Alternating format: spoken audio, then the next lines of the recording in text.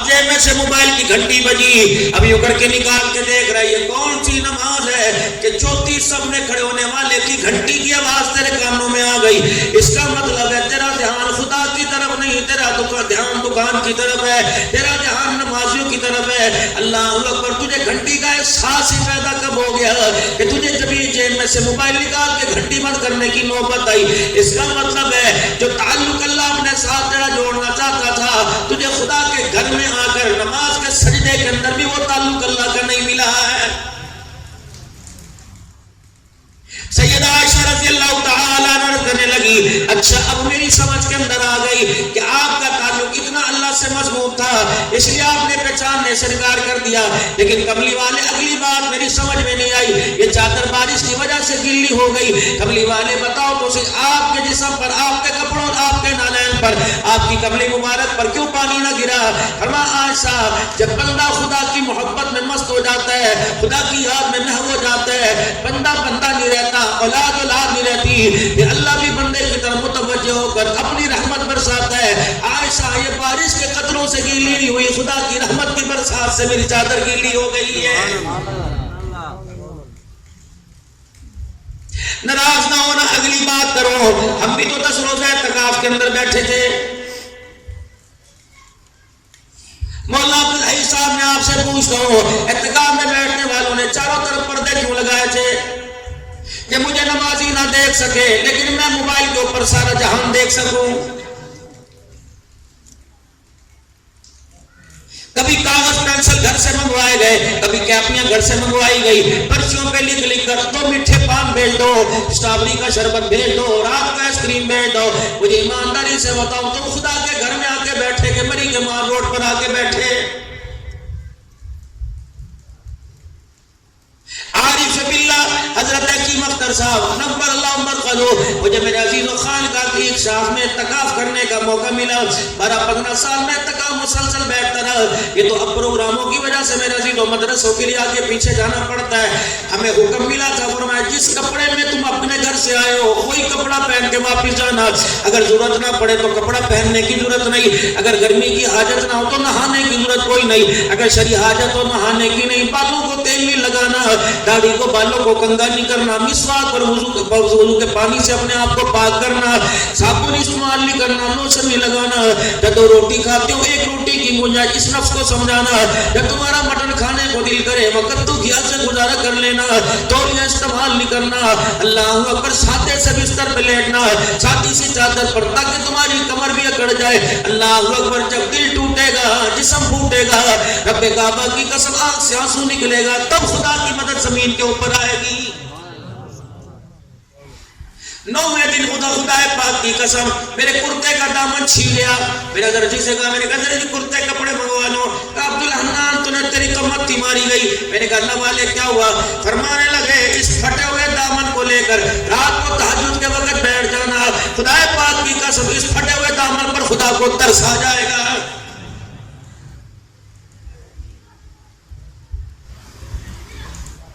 افطاریاں چل رہی ہیں، طرح طرح کے وجہ چل رہے ہیں، یہ کیسا اعتکاف ہے کہ امتی اعتکاف کرنے والا 10 دن کے اندر پورے قرآن پاک کا ختم نہیں کر سکا۔ شور کوٹ کا رہنے والا میرا دوست ہے اسحاق، لاہور کراچی کے اندر میرا عزیز سریا فیکٹری کے اندر کام کرتا ہے، بچی کی عمر کتنی 11 سال کی، مجھے عید کے تیسرے دن فون کرنے لگا، مولوی صاحب اپنی بھتیجی سے بات کر لو، میں نے کہا السلام علیکم، میں نے کہا بیٹی میں کراچی 2-4 دن میں آ رہا ہوں، تیری عیدی دوں گا، کہ مولوی صاحب عیدی نہ دینا اسے انعام دینا، میں نے کہا وہ کیسے؟ کہ مولانا میری بچی نے 30 راتوں میں 30 دن کے اندر الحمدللہ 30 قرآن پاک ختم کیے، اور ایک قرآن میری بچی نے تراویح کے اندر ختم کیا۔ میں نے کہا عمر کتنی ہے؟ کہ 11 سال کی، اندازہ لگا عمر کیا ہے، اور 31 قرآن پاک کا رمضان میں ختم کیا ہے۔ تمہیں ایک 35 سال کا تم میرے پیر محل میں آنا، الازہر دینی ادارہ ہے، میں تمہیں وہاں کا شیخ الحدیث دکھاؤں گا جسے مفتی محمد شراز کہتے ہیں۔ میں نے کہا مفتی صاحب ہر وقت ہونٹ ہلتے رہتے ہیں، کیا کرتے ہو؟ فرمایا اللہ کا شکر ہے 35 پاروں کا روزانہ معمول ہے، 7 قرآن پاک روزانہ پڑھتا ہوں، 3 قرآن پاک تراویح میں ختم کرتا ہوں، اللہ کا فضل و کرم ہے 35-40 قرآن پاک میں مہینے میں ختم کر لیتا ہوں، اور جس مسجد کے اندر 13 سال سے میں جمعہ پڑھاتا ہوں وہاں کے مولوی صاحب مرحوم رحمت اللہ علیہ کی بیوہ بڈڑی مائی ہے، تقریباً 90 سال کی عمر ہے، فجر کی نماز کے بعد قرآن کھولتی ہے، افطاری سے پہلے پورا قرآن پاک مکمل کر لیتی ہے۔ دھرتی کے اوپر گناہ عروج پر، زنا عروج پر، شراب عروج پر، میرے عزیزوں بے حیائی عروج پر، لیکن کچھ اللہ والے گوشہ نشین کونے سنبھال کے بیٹھے ہیں، جب وہ خدا کا قرآن پڑھتے ہیں، پڑھتے جب خدا کو رو کے دکھاتے ہیں، ان کے رونے کی برکت سے اللہ ساری انسانیت پر رحم فرما دیتا ہے۔ حضرت حسن بصری رحمت اللہ علیہ میرے عزیزوں اپنے گھر کی دوسری منزل میں بیٹھے اللہ اللہ کر رہے ہیں، اللہ اکبر، کسی کو اولاد کے بچھڑنے پر، کسی کو بیوی کی ناراضگی پر، کسی کو کاروبار میں نقصان ہونے پر رونا آئے گا، اس کو اللہ کی یاد میں رونا آ گیا، اللہ اللہ کرتے رونے لگے، کتنا سونا نام ہے، کتنی بڑی اس کی رحمت ہے، کتنا بڑا اس کا ظرف ہے، کتنا بڑا وہ اعلیٰ عرفہ بلندی والا، رونے لگے، اور دل کے اندر آیا ذرا اس کے آسمان کی نگری کو جھانک کے دیکھو، آسمان پر تاروں کا جھرمٹ، چاند کی چمک دیکھی، حسن بصری کی آنکھ کے حالے سے پانی نکلا، آنکھ کی اینی سے ٹکراتا ہوا داڑھی پر، دوسرا آنسو نکلا، آگے والے آنسو کو پاور ملی، وہ آنسو نیچے داڑھی کے قطروں بالوں پہ آیا، تیسرا آنسو نکلا، اس نے 2 آنسو کو آ کر اور طاقت دی، وہ آنسو نکلا گلی کے اندر گرا، ایک میرے عزیزو آدمی جا رہا تھا اس کی پگڑی کے اوپر گرا، جیسے ٹپ کر کے قطرہ گرا، اس نے فوراً منہ اٹھایا، بغیر سوچے سمجھے کہنے لگا لوگوں کو شرم ہی نہیں آتی، راہ گزر رہے، لوگوں کی آمد و رفت ہے، پتہ نہیں پاک پانی نہ پاک ہے، میں نے اس پگڑی سے تہجد کی نماز پڑھنی ہے، پتہ نہیں مجھے گھر جا کے پگڑی دھونا پڑے گی۔ حسن بصری کے کانوں میں آواز پہنچی، فرمایا رب کعبہ کی قسم ہے اس آنسو کو ناپاک نہ کہے، اگر مالک کائنات کے دربار میں یہ آنسو قبول ہو گیا تو ساری جہنم کی آگ کو بجھانے کے لیے کافی ہو جائے گا۔ اس نے کہا ذرا آواز دوبارہ دینا، تو حسن بصری ہے، کہا پھر یہ آنسو نہیں، یہ پانی نہیں آنسو ہوگا، کہاں کہ مجھے پتہ ہے اس بستی میں رات کو حسن بصری اللہ کو یاد کرتا ہے، آنسو ہے کہاں؟ اب بندہ بھی بڑا کل والا تھا، بڑا اللہ والوں کی قدر والا، جلدی سے گیا اور گھر کا دروازہ بجایا، بیوی کہنے لگی ہاتھ میں کیا ہے؟ فروٹ لے کے آیا، سیب لے کے آیا، کیلا لے کے آیا، کہا حسن بصری کی آنسو والی پگڑی لے کے آیا، انہوں نے کہا کیا کرے گا؟ کہ اس کو اچھی طرح دیکھ لے، میں تجھے بتا رہا ہوں بیٹی، تجھے بتا رہا ہوں بیٹا، تجھے بتا رہا ہوں، یہ پگڑی میں نے سلماری کے اندر اوپر والے خانے میں رکھ دی، جب میرا انتقال ہو جائے غسل دینے کے بعد میرا کفن نہ لانا، اس پگڑی کے اندر مجھے کفن دے دینا، قیامت کے دن اللہ مجھ سے پوچھے گا او بڈھے کیا عمل لے کے آیا؟ کہوں گا راستے میں پگڑی باندھ کے گزرنا تھا، تیرا ایک بندہ حسن بصری تو اللہ اللہ کر کے تجھے یاد کر کے رو رہا تھا، خشیت الہی کا ایک آنسو پگڑی پہ گرا، اس پگڑی کا کفن بنا کے تیرے دربار میں آ گیا۔ کوئی ہے ہمارے پاس میرے عزیز و عمل؟ رمضان کے روزے ہیں ہمارے پاس، اللہ کی قسم ہے ناراض نہ ہونا، اللہ قبول فرما لے۔ اگر رمضان کے روزوں میں تراویح میں میرے عزیزو اگر ہمارے اندر پاور آ جاتی تو ہمارے لیے فجر ظہر مغرب کی نماز پڑھنا آسان ہو جاتا۔ یہ کیسا ہم نے رمضان کا رحمت مغفرت کا جہنم کی آگ سے چھٹکارے کا مہینہ گزارا، وہ لوگوں نے چاند رات عید کے دن بھی فجر کی نماز قضا کر دی۔ یہ کون سا اعتکاف تھا؟ چاند رات کو اٹھتے ہی میرے عزیزو جس نبی کا واسطہ دے دے کر عبداللہ صدیقی صاحب دعا کر دو مجھے عمرے کی توفیق مل جائے، مجھے مدینے کی موت مل جائے، سنہری رنگ کی جالیوں کا ساتھ مل جائے۔ یہ تو 28ویں 27ویں رات کو پرچیاں بھیج کے نام لے کے دعا کرنا مجھے مدینے والے کی نوکری مل جائے۔ یہ کیسی نوکری ہے جس نے عید کا بھی انتظار نہ کیا؟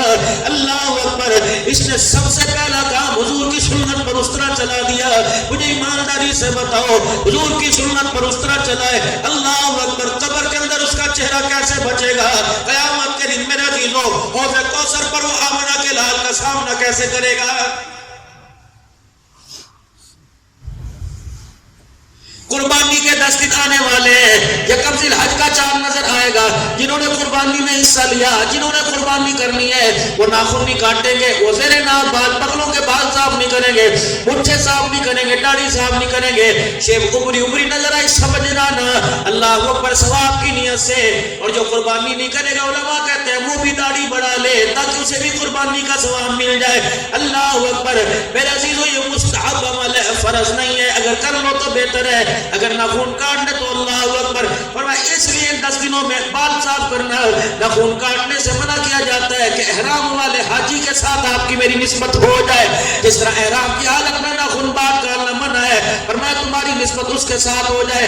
اب ایمانداری سے بتا، اپنی قربانی قبول کروانے کے لیے، اپنی قربانی بچانے کے لیے 10 دن تک بالوں کی حفاظت کی. اللہ اکبر. اس کو کون عقل مند کہے گا؟ قربانی بچانے کے لیے بال بچا رہا ہے، خدا کی قسم جسم بچانے کے لیے اسے فکر کوئی نہیں. اللہ اکبر. اگر 10 دن کے بال تو نے بڑھائے تیری قربانی بچ گئی. اگر تو خدا کی قسم داڑھی کے بال ساری زندگی بڑھائے گا، قبر کے اندر تیرا کفن بھی بچے گا اور جسم بھی بچ جائے گا. سبحان اللہ. لیکن یہ کرے کون؟ یہ تو مولوی رکھیں گے نا. مولویوں کی اولاد تمہاری وجہ سے ناراض نہ ہونا، تمہاری وجہ سے ہمارے بچوں نے بھی داڑھی کی مخالفت کر دی. تمہاری بچیوں کی بے پردگی کی وجہ سے ہماری بچوں نے بھی برقعے کے اوپر انگلی اٹھا دی.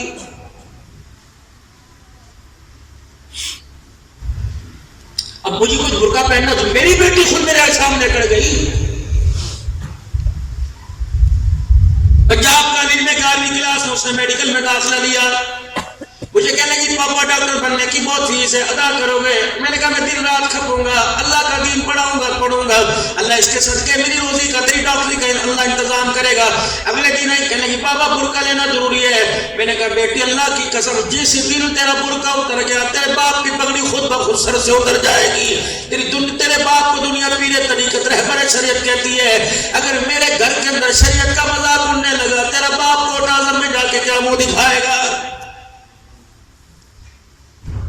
کسی کی بیٹی بیوٹی پارلر سے آ کے کہتی ہے پاپا کیسی لگ رہی ہو. کسی کی بیٹی مہندی لگا کے کہتی کیسے لگ رہی ہو. کسی کی بیٹی کسی کا لال جوڑا پہن کے کہتی ہے میں دلہن بنی کیسے لگ رہی ہوں. اللہ کی عزت کی قسم اس دن میرا خون پتہ نہیں کتنے سیر پڑ گیا جب میری بیٹی نقاب کر کے برقع پہن کے آئی. میں نے کہنے لگی بابا میں کیسی لگ رہی ہوں. میں نے کہا میری چھوڑ کیسی تو لگ رہی نہیں لگ رہی، لیکن اللہ کی قسم جس نے تجھے بندی بنایا اس عرش والے کو تو بہت اچھی لگ رہی ہے.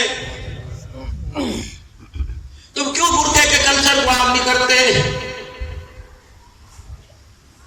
بیٹی کا بڑا ہوا ناخن نظر آ گیا، تمہیں بیٹی کے چہرے پر پاؤں کے داغ نظر آ گیا، سنت کی خلاف کر رہی ہے. سیدہ عائشہ کے پردے کا، حضرت نمونہ ام سلمہ جویریہ کے پردے کا، جو بیٹی اللہ کی قسم وہ مذاق اڑائے اس سے باپ کہنے کا حق چھین لو. تم اس کے باپ نہ بنو جس سے سیدہ کا حیا نہ آیا، جسے سیدہ عائشہ زینب کا حیا نہ آیا. وہ باپ تیری داڑھی کا کیسے حیا کرے گی؟ خدا کے واسطے اپنے بچوں کے ساتھ گھر کے اندر بیٹھ کے وقت گزارو تاکہ تمہارے بچوں کو پتہ لگے ہماری عقل بھی اچھی ہے، ہماری نسل بھی اچھی ہے. جب تیری میری بیٹی تانا دے کے کہے گی ابو جی آپ بھائی کے ساتھ دکان پہ جا کے کیوں نہیں بیٹھتے، ہر وقت آپ چوک میں بیٹھ کے تاش کھیل رکھتے ہو، تو اللہ کی قسم بچی کی تربیت کرنے کا تیرا منہ میرا منہ باقی نہیں رہ جاتا ہے. جہاں بیٹھیں گے بھائی کے گلے کرنے شروع کر دیں گے، جہاں بیٹھیں گے رشتہ داروں کے گلے شروع کر دیں گے. اور تیرے چاچے نے پتا نہیں میرے ساتھ تیرے ساتھ کیا، تیرا خون ہے، آج ناراض ہے کل راضی ہو جائے گا. اس کے اندر اگلی نسل کو شامل نہ کر. رب کعبہ کی قسم ہے اگر اگلی نسل کے دل کے اندر ویر آ گیا تجھے بھائی کا چہرہ دیکھنا بھی دیکھنے کی اجازت نہیں دے گی. اگر اگلی نسل کی سرائی کے اندر اس کے سینے کے اندر تُو نے گند بھر دیا، یہ اگلی نسل ایسی تیار ہو رہی ہے یہود و نصارہ کی لابی میں ایسی تیار ہو رہی ہے تجھے باپ اور ماں کا جنازہ پڑھنے کی اجازت نہیں دے گی. بیٹی خدا بھلا کرے تمہارے دادے کا، وہ بڑے کو سب کچھ دے گیا مجھے کچھ نہ دے گی. تجھے ضرورت کیا ہے اپنی بیٹی کو بتانے کی؟ تجھے ضرورت کیا ہے بیٹے کو بتانے کی؟ اللہ اکبر. بیٹی تیرا باپ تیرا دادا جو تھا بڑا سیانا تھا، بڑا غصے والا تھا، اس کے آگے بولنے کوئی نہیں، اس نے بڑے کو سب کچھ دے دیا، اسے میری غریبی کا خیال نہ آیا.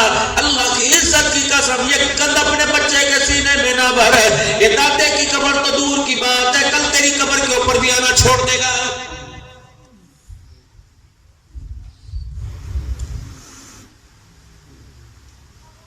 بولی رمضان صاحب عمران صاحب اللہ نے میرے سے رمضان المبارک کے آخری رمضان المبارک سے پہلے والے ہفتے میں اللہ نے میرے سے ایسا کام کروایا، یقین جانو مجھے اتنی تسلی ہے. میں نے کہا عبداللہ تیری خطابت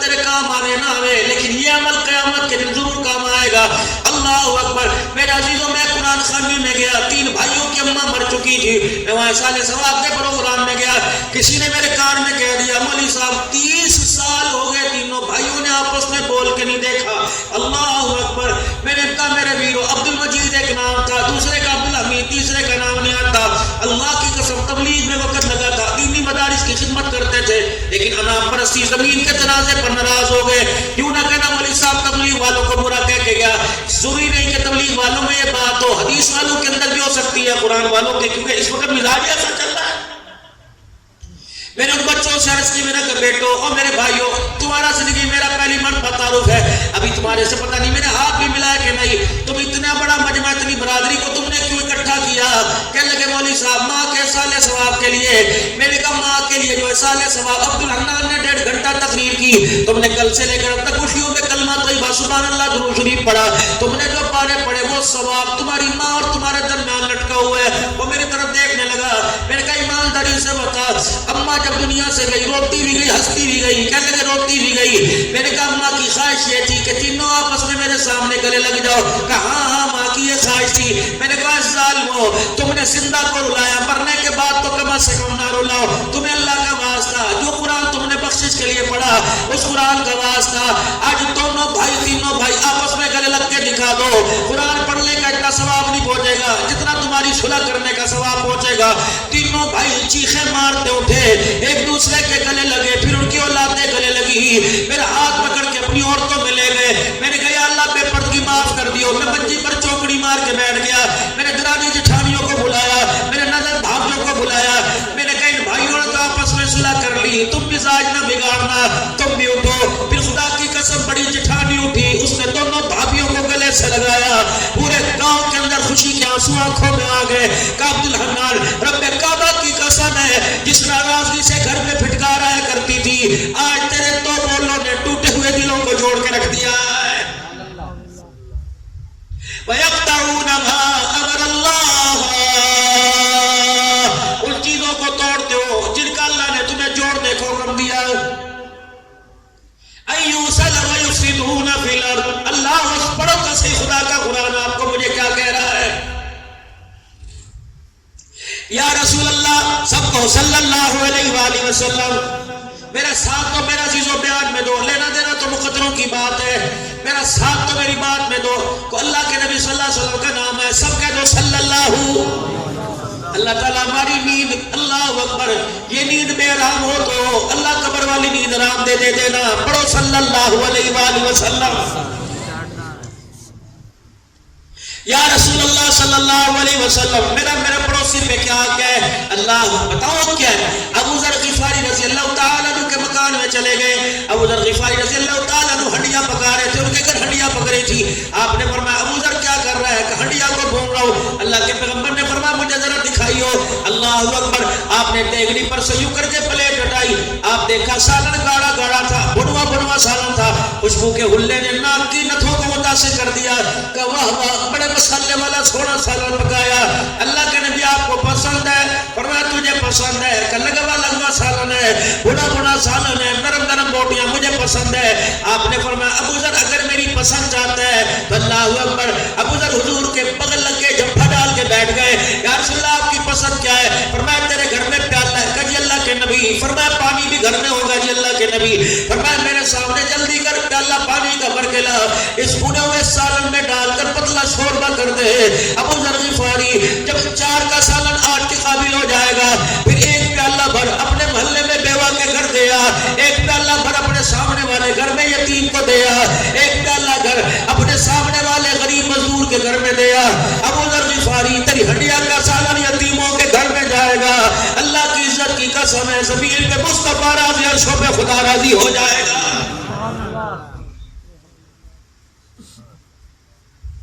لاؤ ذرا بڑا جگرا، 400 روپے آم کلو مارکیٹ میں آ گئے، میرے عزیز اللہ ایسا جگرا کہ 1 کلو آم خرید کر، سب سے سستا فروٹ خرید کر اللہ کے نام پہ غریبوں کو جائے گا، قیمتی فروٹ دے اور کسی غریب کے گھر دیا۔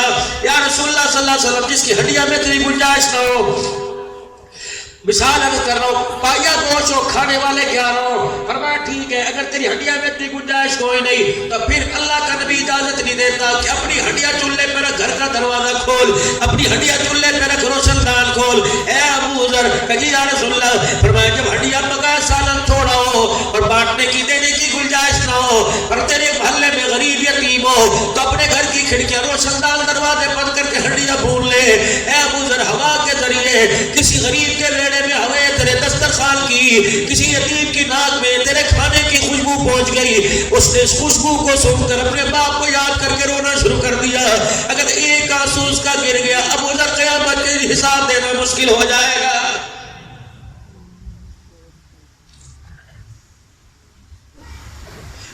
سے خدا کی قسم ناراض ہو کہ عید کی نماز پڑھنے آ گئے، اپنے بچوں کو بھیجا، دیکھ چاچا کون سی مسجد میں نماز پڑھنے گیا، ابا وہ اس مسجد میں، پھر میں تو نہیں جانتا، مجھے دوسری مسجد میں لے جا۔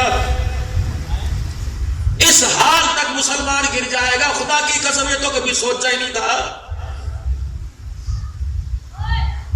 مسجد میں نماز پڑھنے کے لیے آ رہا ہے، گلیل پر ہاتھ مار کے دیکھ رہا ہے، اتنی مٹی لگی ہوئی ہے، لوگوں کو آسے پاسے کے نمازیوں کو دکھاتا ہے، دیکھو جی 10,000 تنخواہ لیتے ہیں، دیکھو جی 10,000۔ اللہ کہتا ہے اپنے ہاتھ کی انگلیاں نیچے کر لے، اگر میں نے مروڑ دی تو پانی کا گلاس پکڑنے کے قابل نہیں رہے گا۔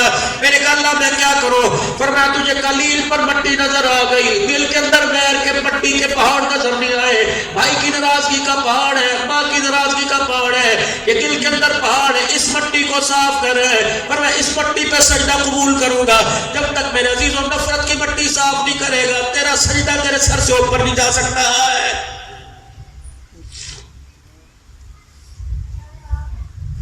مولوی صاحب میں علیحدہ ہو گیا، اس کے اندر حرج کیا ہے؟ میرا باپ میرے سے ناراض ہو گیا۔ میں نے کہا صحیح میرے سے ناراض ہوا، جب تیرے دل سے تجھے کچرے کے ڈھیر پہ کتوں کے آگے پھینک کر چلا جاتا، جب اتنا سا لوارث تھا، تیرے باپ نے اسے نہ چھوڑا، اب بڑھاپے میں تیرا باپ لوارث ہو گیا، تجھے چھوڑتے ہوئے خدا کے قہر سے ڈر کیوں نہیں لگتا ہے؟ دبئی کی عدالت کے اندر ایک کیس آیا، اب باپ نے بیٹے پہ کیس کر دیا، عدالت لگ گئی میرے عزیزوں، دونوں طرف سے وکیل آ گئے، بیٹے کو نوٹس پہنچ گیا، اب بیٹا عدالت کر، اب باپ کیا کہہ رہا ہے؟ مجھے میرے بیٹے سے مہینہ خرچہ چاہیے۔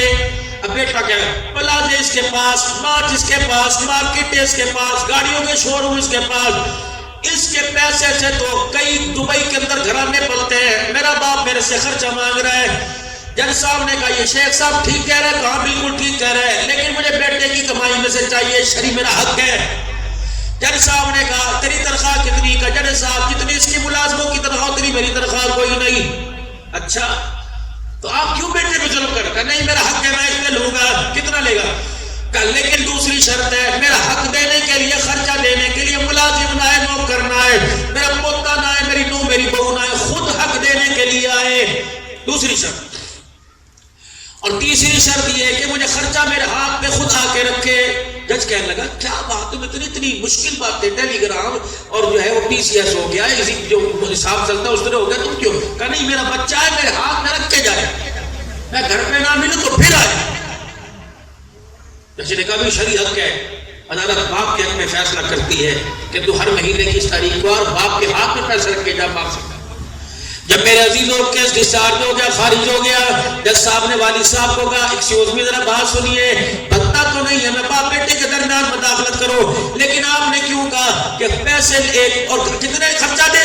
10,000 نہیں، 2,000 نہیں، مہینے کا مجھے 1 درہم دے کے جائے۔ عدالت ہنسنے لگی، لوگ ہنسنے لگے کہ اس وجہ سے وکیل کی عدالت کے اندر 1 درہم کے لیے یہ تو کوئی بھی دے سکتا تھا۔ اللہ اکبر، باپ رونے لگ گیا، سنو سنو جوانوں، باپ رونے لگ گیا۔ دبئی کا ویزا مانگنے والوں، انگلینڈ کا ویزا مانگنے والوں، یہ بات سن کے گھر جا کے غور کرنا کہ مجھے باپ کو چھوڑ کے جانا چاہیے کہ نہیں۔ باپ رونے لگ گیا کہ جج صاحب آپ نے پوچھا ہے کہ خرچہ کیوں مانگا؟ میرے بچے سے پوچھو، اتنے سے لے کر اتنا تک میرے سامنے تھا، شادی ہوئی تب بھی میرے سامنے تھا، 2-3 بچے میرے سامنے تھا، ایک دن پتہ نہیں اسے کیا ہوا، اس نے تیر میرے سینے میں چبو دیا، اس نے تلوار سے میرا کلیجہ کاٹ دیا۔ کیا ہوا؟ آ کے کھڑا ہو گیا، کہنے لگا ابو جی بچے زیادہ ہو گئے، اب گھر چھوٹا گزارا نہیں ہوتا۔ اس کو بیوقوف کو کیا پتا، جس دن میں نے سنا جج صاحب اس دن سے میں نے سونا چھوڑ دیا۔ جب یہ میرا بچہ اللہ اکبر گھر کا سامان لے کے جا رہا تھا. مجھے بیٹی کی رخصتی پہ اتنا رونا نہ آیا جتنا بیٹے کی جدائی پہ رونا آیا. جج صاحب میرے پاس پیسے کی کمی نہیں, اللہ کا دیا میرے پاس بس کچھ ہے, سب کچھ ہے, لیکن یہ بیٹا مجھے ایک درہم دے کے جایا کرے. اللہ کی قسم مجھے اس کے درہم کا تقاضا نہیں ہے, بلکہ درہم دینے کے بعد بچہ چلو مہینے کے بعد مجھے اپنا چہرہ تو دکھا کے چلا جایا کرے گا. اس کا چہرہ دیکھو, انگور فروٹ سے میرا خون نہیں بڑھتا, بچے کا چہرہ دیکھنے سے میرا خون بڑھ جایا کرے گا. کتنے بدنصیب ہیں وہ نوجوان جو باپ کے جنازے پہ نہیں پہنچ سکے, بھابھی کے جنازے پہ نہیں پہنچ سکے, بہنوں کی شادی میں نہیں پہنچ سکے.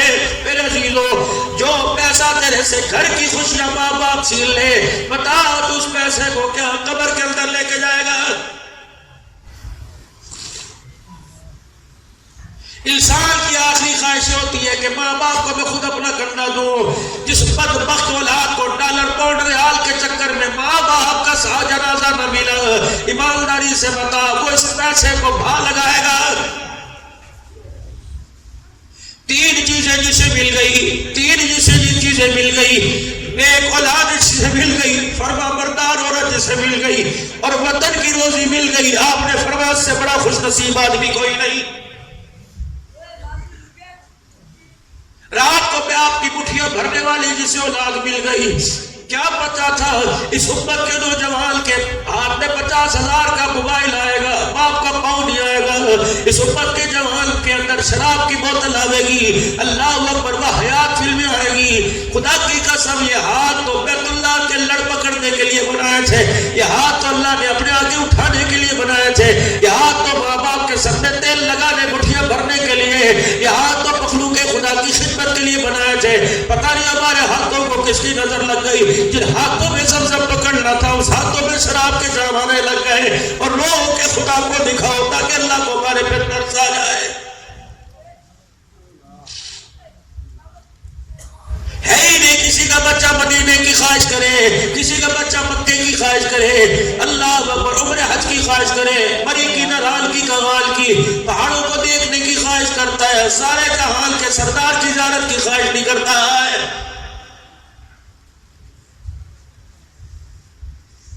وقال ربكم ادعوني استجب لكم, میرے سے مانگو میں تمہیں دوں گا. کہتے ہو اللہ دیتے کوئی نہیں, مانگ وہ رہے ہو جو اللہ تعالیٰ کو پسند ہی کوئی نہیں. وہ کیسے دے جو اسے پسند ہی نہیں؟ کیا مانگتا؟ اللہ ربنا هب لنا من ازواجنا وذرياتنا قرة اعين واجعلنا للمتقين اماما. اللہ اکبر, فرما بردار بیوی مانگتا, اخلاق مانگتا, کردار مانگتا, اولاد کو آنکھوں کا نور مانگتا, تُنے مانگا مکان دکان گاڑی مانگی. اللہ فرمایا اے ظالمہ, تو موٹر سائیکل مانگ رہا ہے, میں نے تو تیری نسل کو دنیا کا امام بنانے کا فیصلہ کر رکھا ہے. کیا مانگتا؟ ربنا اتمم لنا واغفر لنا انك على كل شيء قدير. کیا مانگتا؟ ربنا ولا تحملنا ما لا طاقة لنا به واعف عنا واغفر لنا وارحمنا انت مولانا فانصرنا على القوم الكافرين. کیا مانگتا؟ ربنا اغفر لي ولوالدي وللمؤمنين يوم يقوم الحساب. اللہ کہتے ہیں میرے تو جنت کی سرداری کے تاج کا وعدہ کیا, تو چپڑاسی کی نوکری مانگتا ہے, اور بندے میری شان کے مطابق نہیں مانگتا, کم سے کم اپنی اوقات کے مطابق ہی مانگ لے. خدا سے موت مانگ رہے, مرنے کے بعد میرا عزیزو کون سا تُنے میرے جہاز تیار کر رکھا ہے؟ اگر اس وجہ سے خودکشی کو جائز سمجھ رہے ہو, اس وجہ سے خدا سے موت مانگ رہے ہو کہ مرنے کے بعد سکون ملے گا, رب کعبہ کی قسم ہے جن کا تم نے عشاء کی نماز کے بعد جنازہ پڑھا, جن کا تم نے رمضان مبارک کے مہینے میں جنازہ پڑھا, جن کا تم نے میرا عزیزو رمضان کے بعد عید کے بعد جنازہ پڑھا, جاؤ جاؤ جاؤ جاؤ ان قبرستان چلے جاؤ, ان کی قبروں کے پاس کھڑے ہو کے پوچھو کیا بنی کہ جب سے جنازہ پڑھ کے گئے ہو, رب کعبہ کی قسم ہے فرشتے اتنا بڑا سوٹا دکھا رہے, انہوں نے کروٹ بدلنے کا ہمیں موقع ہی نہیں دیا ہے.